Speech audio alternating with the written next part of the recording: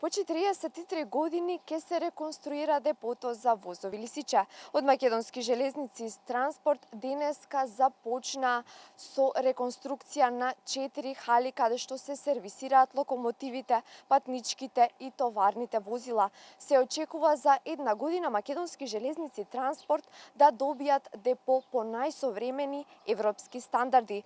Овој проект ќе чини 2 милиони евра. Повеќе за овој проект предлагам да слушнеме од изјавата на генералниот директор на Македонски железници транспорт Никола Костов.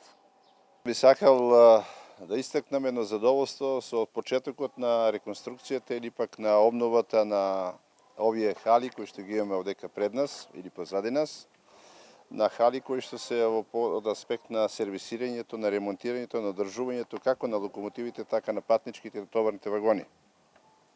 Значи, овие хали за прв пат или од самиот почеток на градбата од пред 43 години, значи за прв пат вршиме една модернизација, едни стандарди, едни услови кои што ќе изискуваат едни можности за едно нормално, функционално, едни стандарди за сервисирањето на возилата, а сигурно дека тоа ќе биде од добробит на Македонски железници и од добробит на вработените во Македонски железници.